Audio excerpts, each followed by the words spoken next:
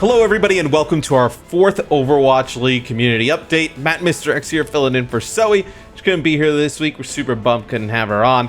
But we've had a few weeks of Overwatch League thus far. Wanted to catch up with the head of Overwatch League, Sean Miller, find out what's going on. Sean, what do you got for us? Hey, thanks so much for having me, Matt. I'm sure you'll make Zoe proud today and super excited to talk with you. To start things off, I'm pleased to confirm that global competition for Mid-Season Madness is indeed going to happen for our second tournament. That being said, given the ongoing COVID situation in China, we do plan on going back and enjoying the sunny beaches of Hawaii this year with Project Aloha, where global competition can take place online in a safe way.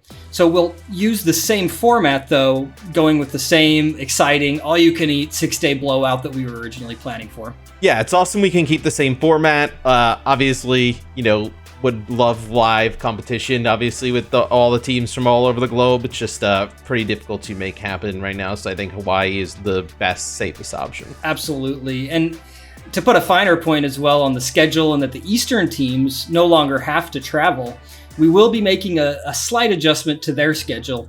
Specifically, the Eastern region Mid-Season Madness qualifiers will be pushed 1 week to allow for one consistent bye week before the tournament across both regions. That puts the first Eastern region qualifier matches on Friday, June 24th.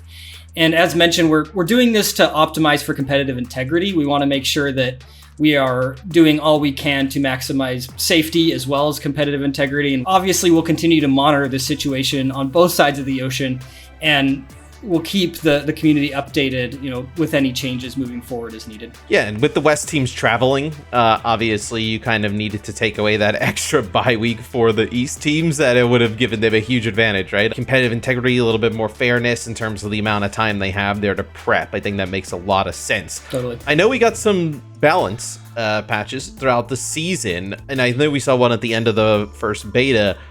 What is kind of the lowdown on balance for the season? Yeah, I think if there's anything the first few weeks of OWL have taught us this year, it's that this meta is constantly changing. Teams are continuing to figure it out. And so I'm excited that we'll continue to update, with balance patches throughout the season, specifically only having major balance patches between tournaments. If you guys remember back, with the first beta, you had towards the end a balance patch go in that was like with the Zenyatta kick, that he was super kicking people all over the place. I know there were changes to Mercy with her super jump. Sojourn got some buffs. Ana's biotic grenade got touched a little bit.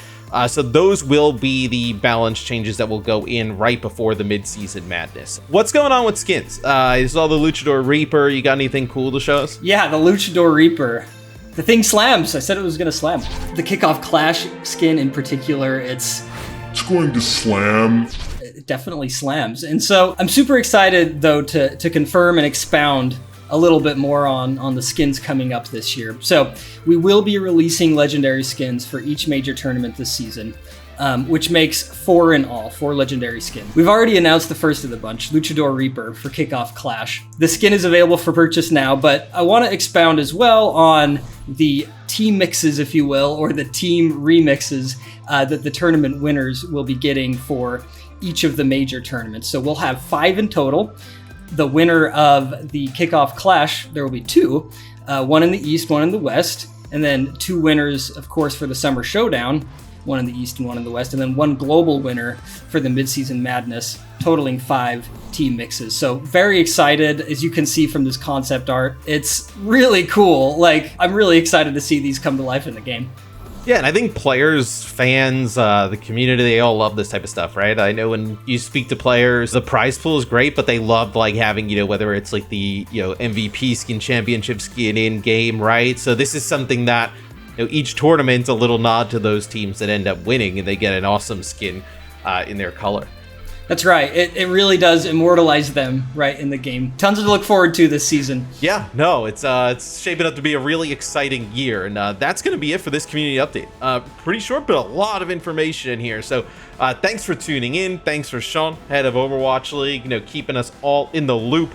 And for everything Overwatch League, just tune in here, youtube.com/Overwatch League. Subscribe, hit the like button. We'll see you next time. Thanks, Matt.